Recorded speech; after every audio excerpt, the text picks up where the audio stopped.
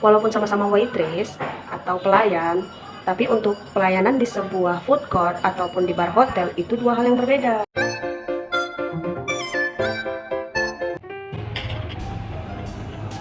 Jumpa lagi. Hari ini aku mau bahas tentang gimana pengalaman kerjaku menjadi waitress sekaligus barista di bar hotel.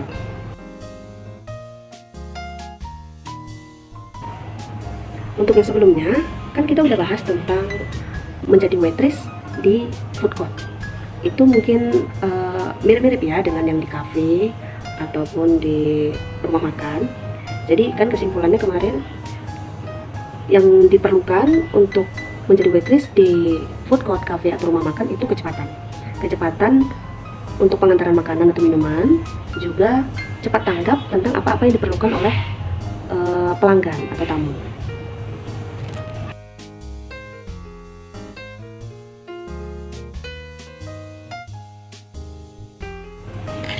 Setelah mulai masuk bekerja di hotel, ada banyak penyesuaian yang aku pelajari. Salah satunya, bagaimana cara menyambut tamu, atau disebut juga dengan greetings. Itu artinya mengucapkan salam, juga mempersilahkan tamu untuk duduk.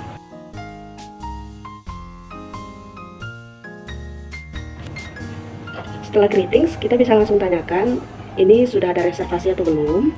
Terus untuk wilayah yang smoking atau yang no smoking, baru kita tunjukkan dia untuk meja berapa orang. Itu bisa kita lanjutkan setelah tamu menentukan di mana tempat duduknya, kita berikan menu, lalu kita taking order. Bisa juga kita menyarankan untuk menu-menu yang favorit di situ. Puis-je recommander le plateau de fruits de mer? Oui. Oui. Untuk itu diperlukan product knowledge, juga pengetahuan tentang sedikit ingredients dari makanan atau minuman yang kita sajikan. Karena bisa jadi ada tamu yang dia alergi terhadap makanan tertentu. Kalau kita tawarkan begitu saja itu makanan tanpa memberitahu ada bahan-bahan yang mengandung alergi, itu bisa menjadi masalah di kemudian hari.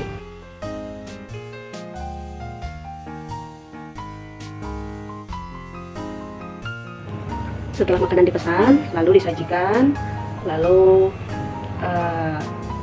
setelah tamu selesai menyantap makanannya, di saat tamu sudah meminta bill, barulah kita membawa bill makanan atau minuman itu dengan menggunakan bill tray. Gitu. Beda ya dengan yang di food court kemarin. Kalau yang di food court kemarin kan karena kapasitas tamunya cukup besar, jadi untuk pembayarannya itu di saat makanan sampai di atas meja. Tapi kalau untuk yang di hotel ini, dibuat tamu senyaman mungkin. Jadi dibiarkan tamu selesai dulu makan, selesai dulu ngobrol dan apapun urusannya, barulah saat dia minta bill kita berikan. Karena bisa jadi saat dia memesan, ternyata dia pun sedang menunggu tamu. Jadi untuk ada tambahan-tambahan pesanan lainnya, tentunya akan ribet kalau misalnya harus dihitung persatuannya. Contoh manfaat yang bisa didapat dari pelayanan baik yang kita berikan kepada tamu adalah, waktu itu saya pernah dapat tawaran kerja di perusahaan tempat tamu yang saya sapa, sampai dia menawarkan mau dibuatkan surat rekomendasi. Cuma saya bilang ya saat itu saya masih ingin mengembangkan potensi saya di hotel tempat saya bekerja.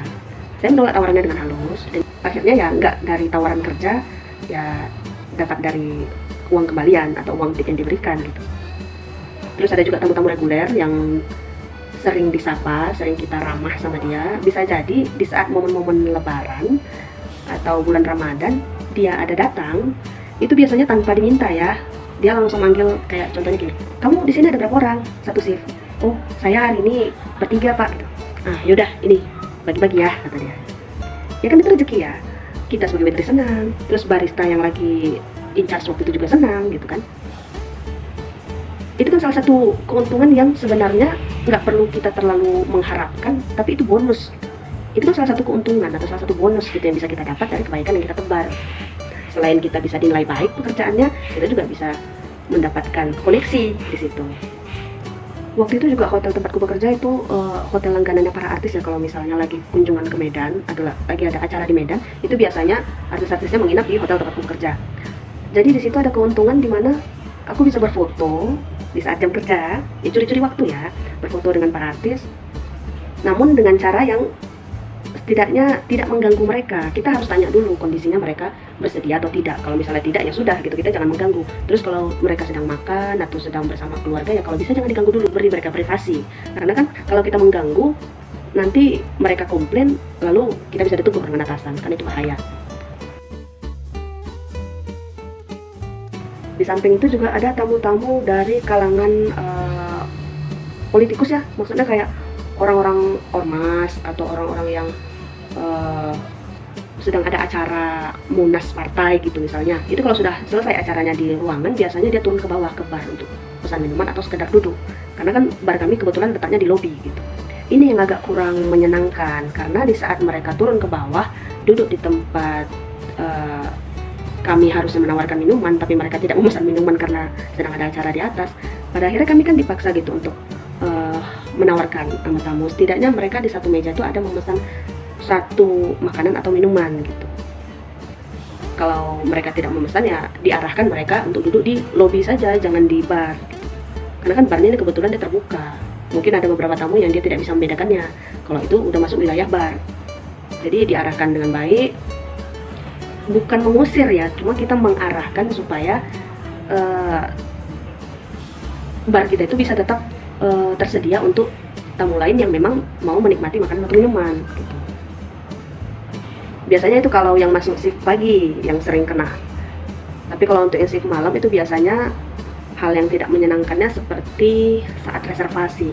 Ada beberapa tamu yang dia suka di spot-spot meja tertentu yang dekat dengan live musiknya.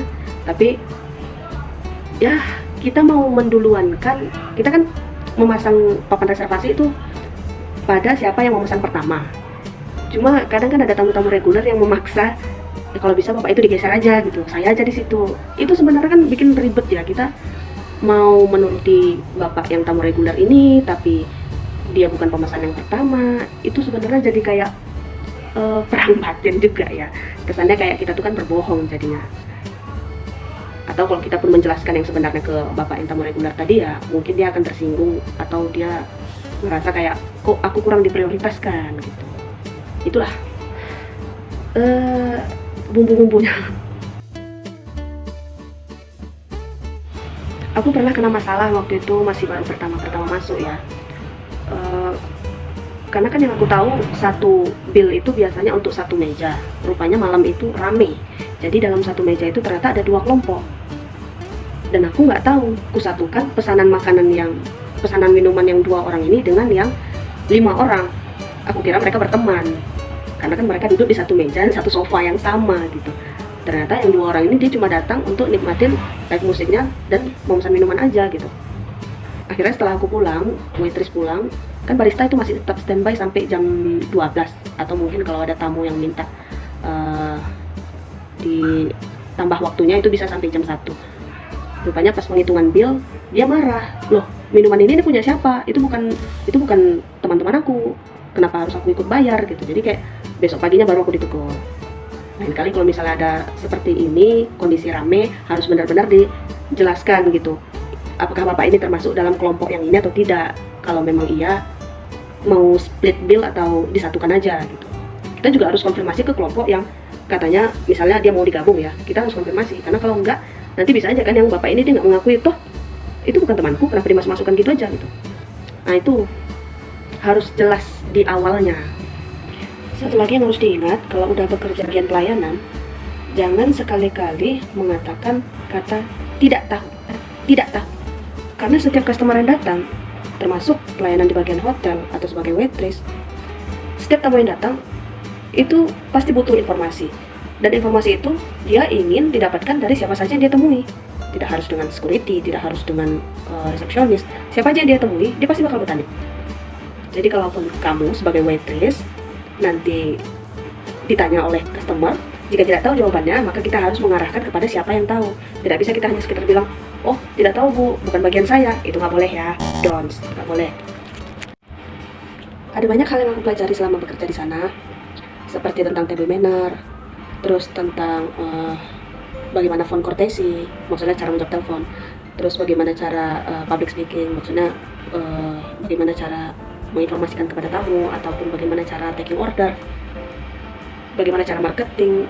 Ada banyak hal yang aku pelajari di sana, termasuk pelajaran tentang menjadi barista. Contohnya untuk membuat berbagai minuman kopi, berbagai mocktail. Mocktail itu termasuk minuman seperti jus, sirup, buah gitu ya, yang tanpa menggunakan alkohol. Karena kan ini hotelnya Islami. Sebenarnya itu bukan termasuk job desk kami, cuma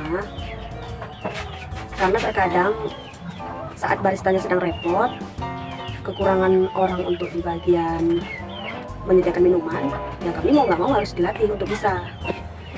Sebenarnya itu jadi ilmu juga. Jadi kami tahu ada macam-macam jenis kopi, ada macam-macam jenis mocktail, yang kalau misalnya pengen buat usaha jus juga sebenarnya udah bisa dari patokan itu. Tinggal nanti hitung-hitungan laba ruginya aja. Kan nggak mungkin kan untuk takaran hotel kita buatkan untuk jus yang dijual di jalanan, kan beda hitung-hitungannya. Yang masih belum bisa kukuasai waktu itu untuk membuat latte art. Latte art itu sulit, sampai harus ada sekolah kan. Mungkin kalau untuk yang simpel aja bisa. Untuk membuat foam di atas kopi cappuccino juga udah bisa. Atau frappuccino, macchiato, kita juga harus belajar gitu perbedaan dari masing-masing jenis kopi ini. Dimanapun kita bekerja, dimanapun kita berada, kita bisa mengambil pelajaran, dan mudah-mudahan dengan pelajaran itu nantinya bisa berguna untuk kehidupan kita mendatang. Setidaknya kalaupun tidak dalam perjalanan hidup kita, tapi kita bisa berbagi dengan orang-orang yang mungkin membutuhkan ilmu dan pengalaman tentang ini. Sekian dulu ya bahasan tentang pekerjaan menjadi waitress. Lain kali kita bahas lagi tentang bidang pekerjaan yang lain. Sampai jumpa.